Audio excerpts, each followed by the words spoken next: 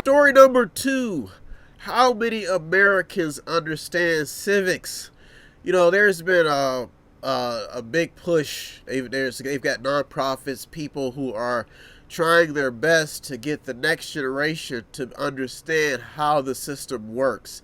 And I heard Mitch McConnell talk about this.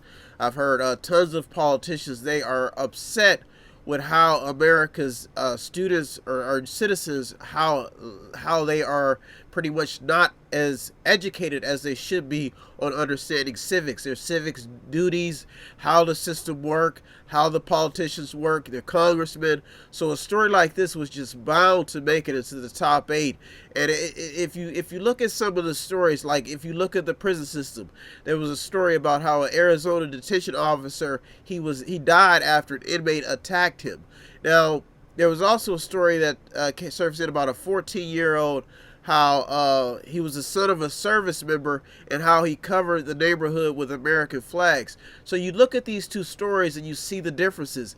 You look at the America's prison system, how this prison system has become so heavily populated, and then you look at how the next generation of youth are being taught to value and to pretty much be encouraged about the American flag. So these are two different stories coming from two different ball fields, but it will show you how you have to nurture each generation. Now, one generation may be taught that America is evil because of the founding. If you're a minority group, you may be taught that the legal system is not in your favor. Every cop is out to get you. So you can see how these stories surface. And then if you go to the military, you may have a different outlook on the America's civility and all this stuff. So this is why story number 2 is important, especially when you have legal scholars, politicians shouting this out, saying we need to put more emphasis on educating the next generation on the importance of living in a representative democracy, understanding laws. And that's why story number 2 I thought was an important story, and that's why I made it. It has talking points because it gets the people to talk about history and the founding of this nation, and why even each class of citizen inside of this democracy that we live in deserves some form of understanding on how the system works and the benefits of living in a representative democracy, representative republic. Now, what you will see is there's stories that I see talking about how they're talking about some African Americans going back to their native land, Africa. Well, these are people who migrated over here from Africa, not from slavery, but people who actually came from Africa to live in America. They're talking about how some of them are going back to Africa. And there was a story that I also seen talking about how some people from the civil rights era, from the when they started, how some of them migrated into Canada, and how some of them have left to go live in Africa. So, and then there was another story talking about how there's been bonds between some white supremacist groups and some African Americans in prison. So this is why story number 2 has the inkling to tickle the intellect of everyone, because it shows you that this country has some old wounds that needs to be healed. But it's a good idea.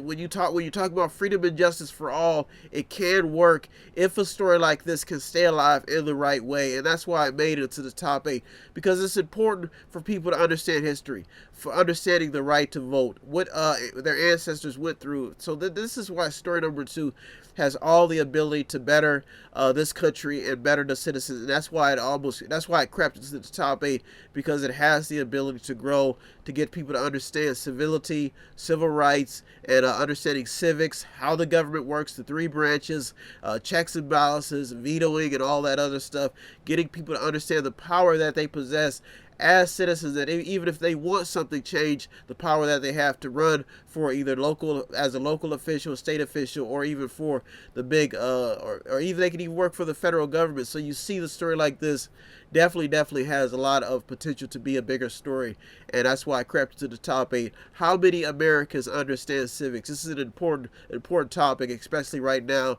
in this nation's history and present time. You're the Mediator, me, Brian Westwood. It's my duty every week to go to read books, study, Go through story after story to find out which stories would benefit you. If you want to be a contributor, check out the stories that almost made it in, did make it in.